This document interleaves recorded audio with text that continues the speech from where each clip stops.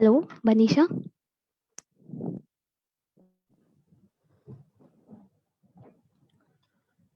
सभी को नमस्ते। आप अपना स्क्रीन शेयर शुरू कीजिए। यस यस यस अपना वीडियो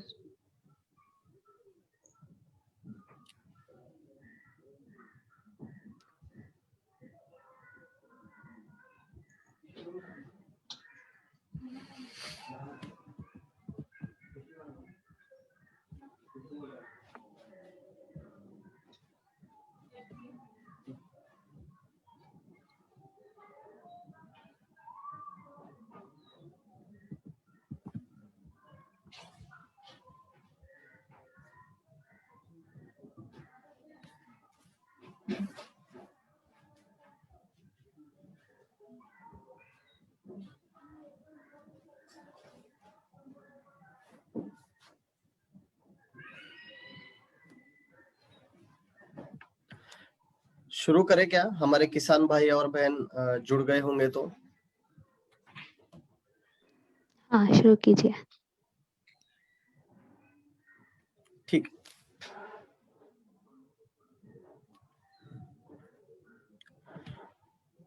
सभी को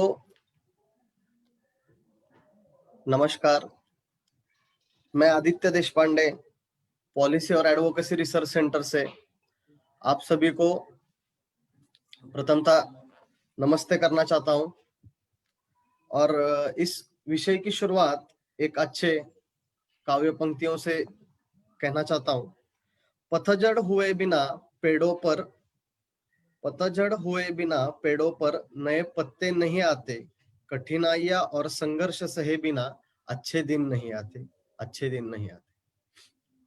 मैं पॉलिसी और एडवोकेसी रिसर्च सेंटर से आदित्य देशपांडे आज तिलहन के उत्पाद में बनाए भारत को आत्मनिर्भर, इस विषय को लेके आज एक प्रश्नावली आपके सामने प्रस्तुत करने जा रहा हूं। उसके पहले मैं आप सभी को थोड़ा पॉलिसी और एडवोकेसी रिसर्च सेंटर का परिचय कराना चाहता हूं।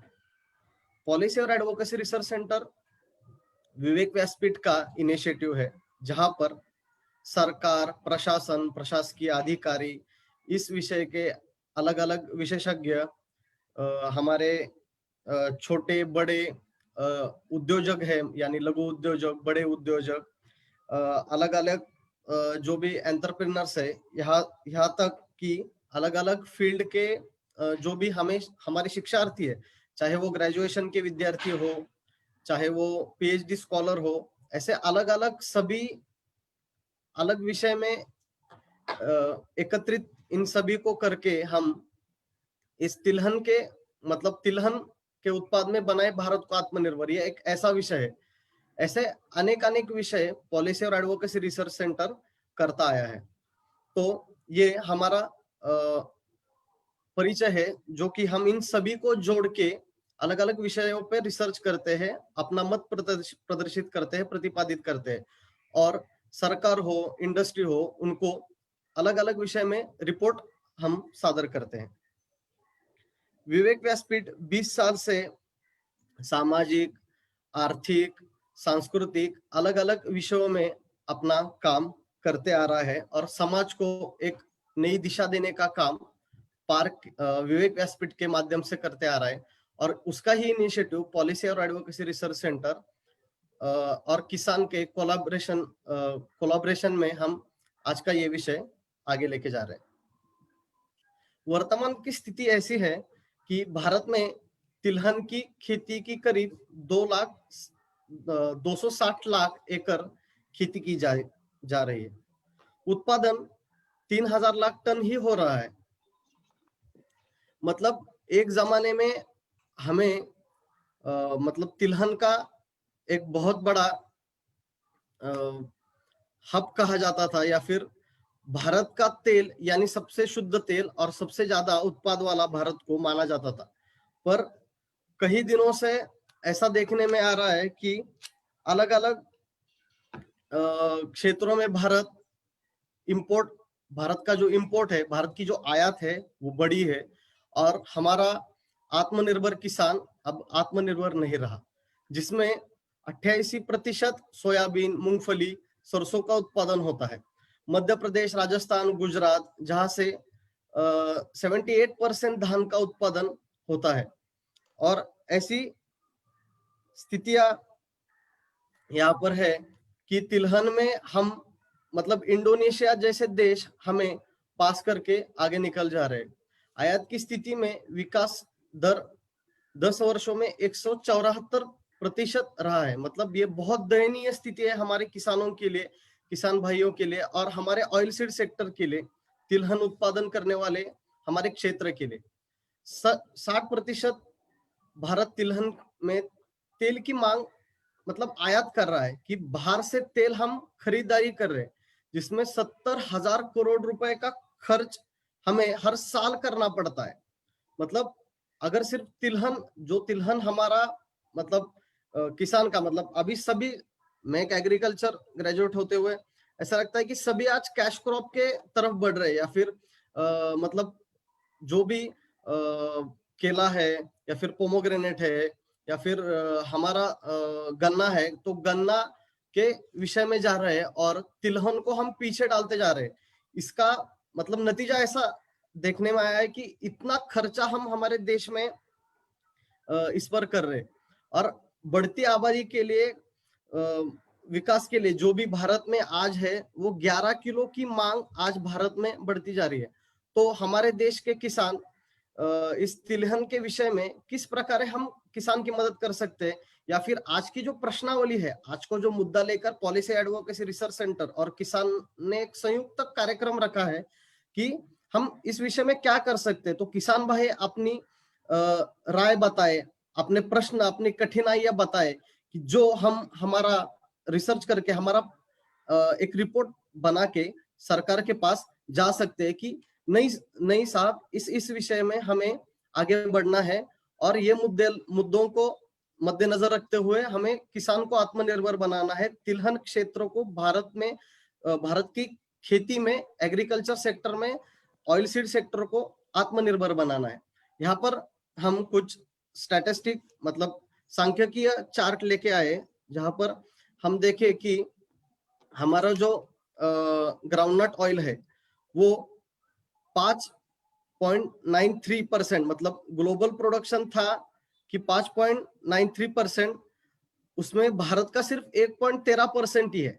मतलब अर्जेंटीना जैसा देश आज एक्सपोर्ट कर रहा है, और उसमें मतलब इंपोर्टर चाइना, इटली, यूएसए, तो ग्राउंडनट का हब भारत क्यों नहीं बन सकता। मस्टर्ड की तो इतनी बुरी हालत है कि 27.43%, मतलब 27% में सिर्फ 2%, मतलब कम से कम उसका 10% भी आज भारत नहीं है, जिसमें कनाडा, जर्मनी जैसे देश एक्सपोर्ट करते हैं। मतलब कनाडा क्षेत्र में बड़ा है, पर जर्मनी जैसे देश अगर हम देखें, तो जर्मनी जैसे देश अगर एक्सपोर्ट कर रहे हैं, तो भारत की ये तिलहन विषय की स्थिति बहुत ही चिंताजनक है, ऐसे मुझे लगता है। उसके बाद हमारा जो सूर्यफूल है, सूर्यफूल तो आज भारत मतलब है ही नहीं। ये इस आंकड़ों से मैं बताना चाहता हूँ कि हम इस सेक्टर में आसपास खड़े भी नहीं रह सकते, कि 0.07%, मतलब कम से कम 1% तो हमें होना चाहिए था, पर आज हम इस पूरे पिक्चर में, पूरे माहौल में कहाँ पे दिख ही नहीं रहे हैं। तो या मतलब ये घटती हुई स्थिति, बिगड़ती हुई स्थिति, जहाँ पे हम देख सकते हैं कि सोयाबीन में भी ऐसी परिस्थिति कि 57%, 20% ग्लोबल प्रोडक्शन है, उसमें सिर्फ 1.75% आज है, जहां पे फिर से अर्जेंटीना जैसे देशों ने हमें आज पास कर दिया है। पाम ऑयल 76.01% है। पाम ऑयल में तो आज प्लांटेशन सेक्टर की तो स्थिति ऐसी है कि चाहे लेबर के विषय हो, चाहे अलग अलग इंफ्रास्ट्रक्चर के विषय हो, जहाँ पे इंडोनेशिया, मलेशिया जैसे छोटे छोटे देश आज आज भारत के प्लांटेशन सेक्टर को मतलब एक कंपटीशन के तौर पे आगे खड़े खड़े रखते हुए दिख रहे हैं। और भारत पाम ऑयल जैसे विषय में भी, उत्पाद में भी आज कम दिखाई दे रहा है। निवेश की कमी होगी, तंत्रज्ञान की कमी होगी, इससे भी ज्यादा सरकार की जो सहायता है या फिर सरकार की जो भी मदद किसान को मिलनी चाहिए, तिलहन खेती करने वालों को प्रोत्साहन मिलना चाहिए। मैं एक थोड़ा सा इस विषय में मेरा एक अनुभव जो मैंने पढ़ा था वो बताना चाहूंगा। हमने एक किसान है महाराष्ट्र के, जलगांव के, उनसे बातचीत की तो उन्होंने कहा कि पहले कुछ साल हमारे इधर मतलब मराठी में तेल बिया खरीदी केंद्र, मतलब हमारा जो तिलहन उत्पादन खरीदारी केंद्र हुआ करते थे, मतलब जो येलो रिवॉल्यूशन इस भारत में आई तो उस वक्त वो इनपुट्स भी देते थे और उनका एक फिक्स एमएसपी भी रहता था, जहां पर वो खरीदारी भी करते थे। वहां पर भुईमुग मतलब अपना ग्राउंडनट हो, सूर्यफूल मतलब अपना सनफ्लावर हो, करडई हो, तिल हो, इन सभी का फर्टिलाइजर और इन सभी का जो सीड्स रहता था, अच्छा क्वालिटी का सीड्स, ये गवर्नमेंट देती थी।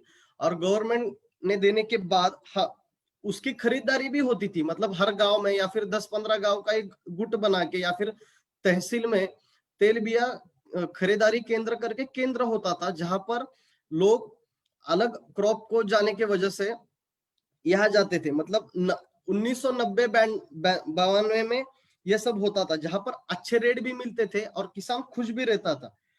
आज आज कैसा रहता है कि अगर मेरा नंबर 2000 ऑनलाइन पे अगर नंबर आ जाए तो मुझे मतलब 1100-1200 रुपए रेट मिलता है, मतलब जहां पर अलग अलग डोसेस है, वाटर मैनेजमेंट की प्रॉब्लम्स है, ऐसे अलग अलग विषय में। तो तेल बिया खरीदारी केंद्र जो है, मतलब ऑयल सीड खरीदारी केंद्र जो है, तिलहन खरीदारी केंद्र शुरू करना हो या फिर अच्छा निवेश देना हो, अच्छी फर्टिलाइजर देनी हो, तो इसमें हम क्या क्या कर सकते हैं। तो मैं आज हमारे इस विषय में जुड़े हुए अलग अलग किसानों से विनती करना चाहता हूँ कि एक्चुअल ऑन ग्राउंड करते हुए आपको क्या क्या कठिनाई आती है, आपकी मांगे क्या है, आप सरकार तक हमारे प्लेटफॉर्म से पहुंचा सकते हैं। ऐसे आप सभी को विनती करता हूँ। और अरफा जी को कहता हूँ कि आप पोल क्रिएट कीजिए, मतलब फिर एक बार जिन्हें भी इस अलग अलग प्रश्न हो तो उस प्रश्न के उत्तर वो एमसीक्यू पद्धति से दे सके। धन्यवाद।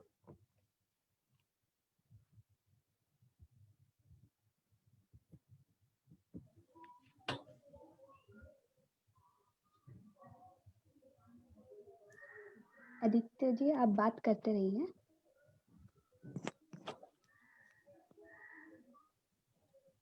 हेलो। हाँ,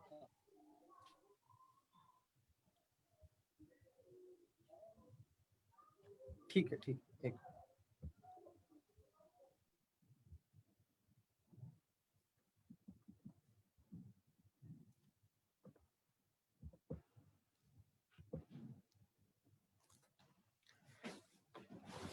तो अरफा जी ने और वक्त दिया है। अरफा जी ने कहा है कि आपका थोड़ा और शेयर कीजिए इस विषय का अनुभव। तो मैं मेरा अदिति जी, मतलब कुछ फोटोग्राफ्स वगैरह है इसके आपके पास?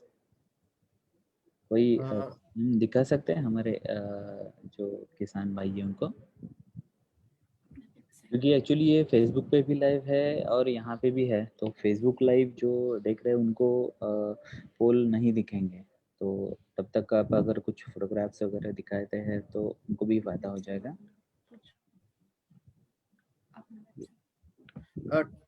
ठीक है सर, मैं देखता हूँ 1-2 ठीक है, मिनट। ये स्टॉप शेयरिंग स्टॉप करके भी दिखा सकते हैं आप। आप वो जो आपके पास अगर फोटोग्राफ्स है वो चेक कीजिएगा, देन आप फिर से एक बार शेयर स्क्रीन कीजिएगा।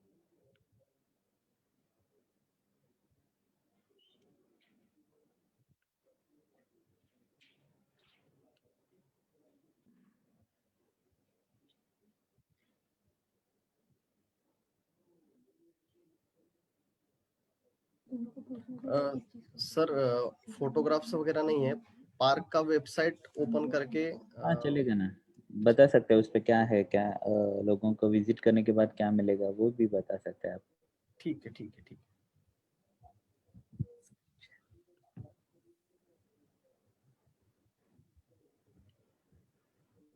और बस एक बार शेयर स्क्रीन करेंगे आप।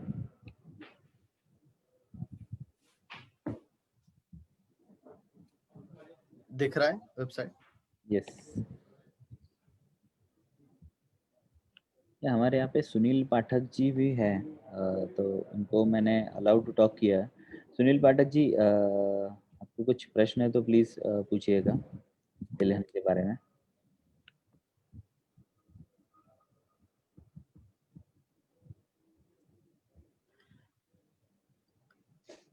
ये पॉलिसी और एडवोकेसी रिसर्च सेंटर का वेबसाइट है, जहां पर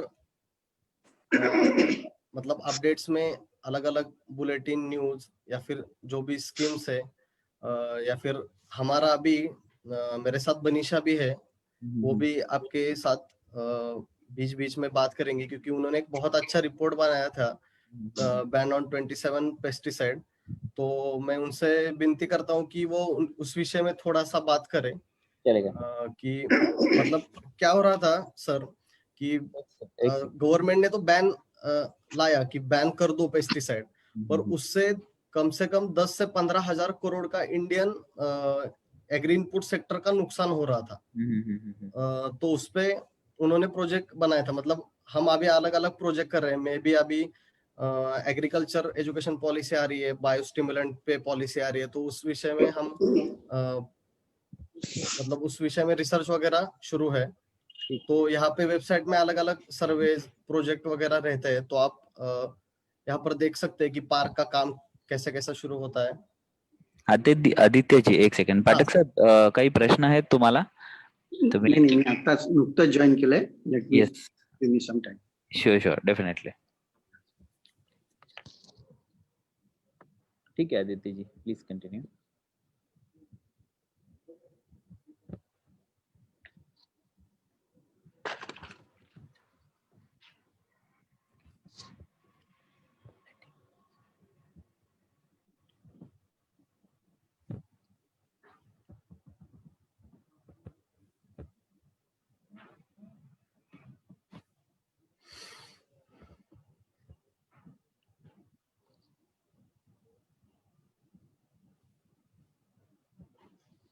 आदित्य जी, तब तक हाँ बनीशा जी अगर कुछ कहना हाँ चाहे। हाँ, बनीशा जी बात करेंगे अभी।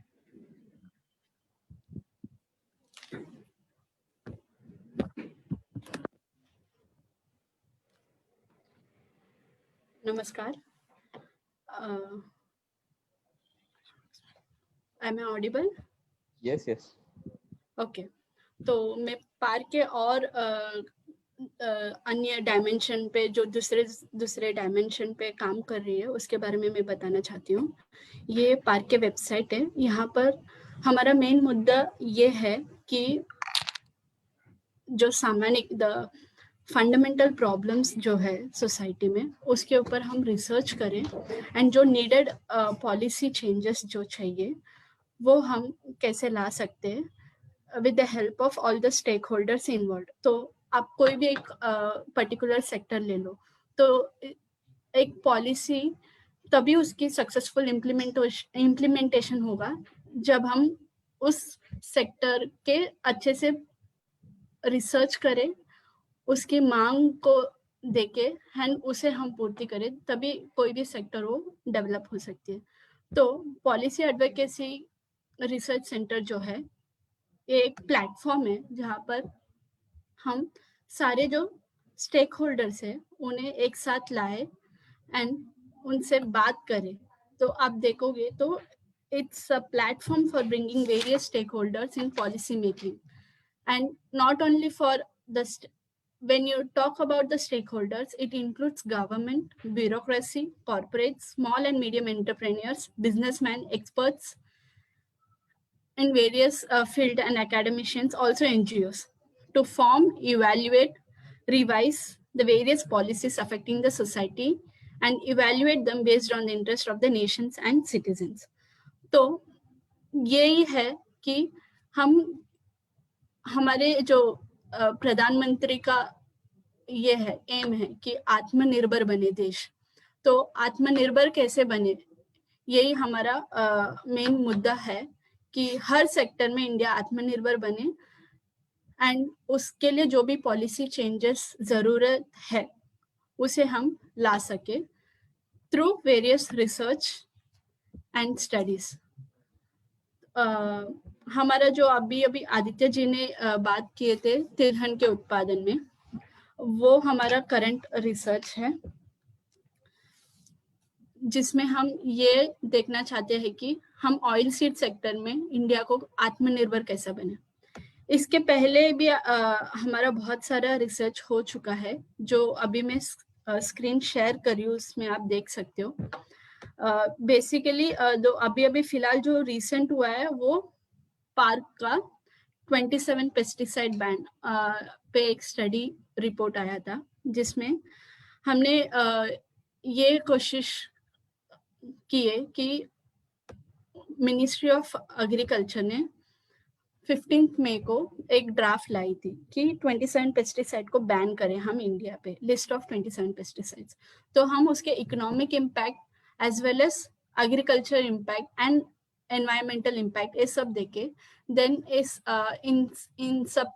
सारे क्षेत्र के एक्सपर्ट से बात किए, ब्यूरोक्रेट से बात किए, एक्स सेक्रेटरी से बात किए एंड सजेशंस हमने गवर्नमेंट को दिए थे इसके ऊपर कि before banning any pesticide a proper study of that is necessary based on India's environment। क्योंकि इस ड्राफ्ट के पीछे एक बड़ा मुद्दा ये था कि एक दो विदेश देशों में बैन किया हुआ है इसलिए हमें इंडिया में भी बैन करना चाहिए। बट ये है कि आप इंडिया में बैन करना है तो इंडिया स्टडी किए बिना आप कैसे बैन कर सकते हो, एक इम्पॉर्टेंट क्वेश्चन था जो हम रेस किए थे उसमें। ऑल्सो हमने ये भी बताया कि इस लिस्ट ऑफ 27 पेस्टिसाइड को बैन करने से अराउंड 60% मतलब 60% क्रॉप प्रोडक्शन जो है इंडिया में अफेक्ट होगा, क्योंकि फार्मर्स जो है ये साधारण तौर पे यूज कर रहे हैं ये ना सिर्फ 27 पेस्टिसाइड की बात है, इससे 130 फॉर्मुलेशन 130 फॉर्मुलेशंस है in terms of gases, liquids and all. So ये सबको मायने रखते हुए इसमें फिर एक जांच की जरूरत है, ये हमने हमारे रिपोर्ट पर बताए थे। एंड मैं हमारे सारे किसान भाइयों और बहनों से विनती करती हूँ कि जो अभी पोल स्टार्ट किया है फेसबुक पे ऑयल सीड तिलहन के उत्पाद में, उसमें वो सहभागी हो एंड सारे पोल के क्वेश्चंस के आंसर दे वो, जिससे हम current situation of farmers in oil seed production उसे हम अंडरस्टैंड कर सके। एंड जो भी आपको जिनको भी कॉल बैक का ऑप्शन हम उसमें दिए हैं, इसके बारे में और जानना चाहते हैं या और कुछ उन्हें बताना है कि ये सिर्फ 5 पोल के क्वेश्चन है, इससे नहीं, इससे और उनको कुछ जानकारी की जरूरत है या वो हमें देना चाहते हैं, वो कॉल बैक के ऑप्शन पे क्लिक करके हमें कांटेक्ट कर सकते हैं, या तो आप हमारे वेबसाइट www.parkfornation.in पे आकर भी हमें कांटेक्ट कर सकते हैं। कांटेक्ट अस के डिटेल्स में जाकर आपको हमारे ऑफिस नंबर या हमारे ईमेल आईडी भी मिल सकती है आपको। आई थिंक दीपक जी हमारे तरफ से इतना ही है, और कुछ आपको बताना चाहते हो आप या हमसे आप और कुछ जानना चाहते हो तो आप पूछ सकते हैं।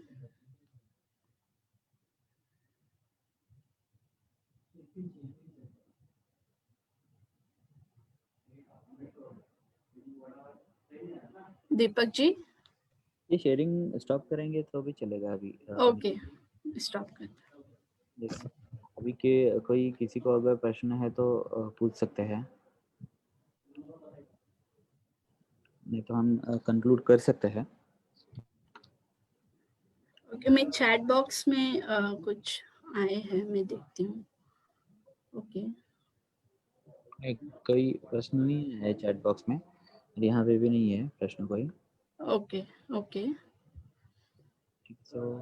तो मैं इधर अपना हमारे जो पार्क का ईमेल आईडी है वो मैं डाल देती हूँ चैट बॉक्स में।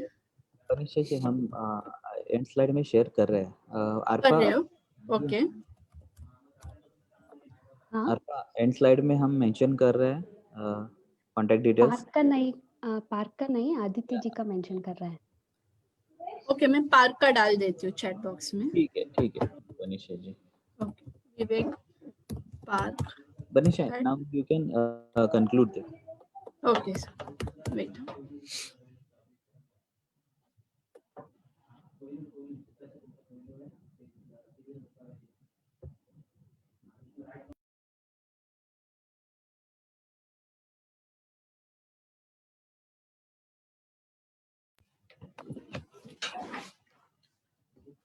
नमस्कार।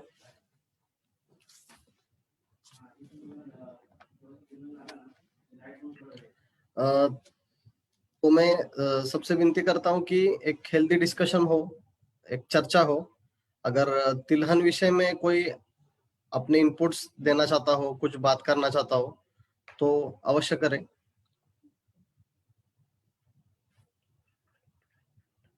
आदित्य जी अभी किसी को प्रश्न नहीं है और हम आपके डिटेल्स भी शेयर कर रहे हैं, तो अगर किसी को अगर कोई प्रश्न है तो डायरेक्टली आप वो आपको कॉल कर सकते हैं। ठीक है तो हम कंक्लूड कर सकते हैं आदित्य जी। यस ठीक है। मैं अरफा जी का और सर का बहुत बहुत धन्यवाद देता हूँ कि उन्होंने हमें एक मौका दिया, हमारे रिसर्च में मदद किया, और ये मदद जरूर किसानों को एक अच्छी तरीके की इनपुट्स हमारे रिसर्च के द्वारा होगा। तिलहन उत्पादन करने वाले सभी किसान भाई और बहनों को मैं धन्यवाद देना चाहता हूँ, और अच्छे से अच्छा रिपोर्ट, अच्छा रिसर्च हम करेंगे और एक अच्छा रिपोर्ट लेके, एक अच्छी पॉलिसी लेके आपके पास जरूर आएंगे। इतना कहकर मैं मेरे 2 शब्द से आप सबको धन्यवाद। Thank you Aditya ji.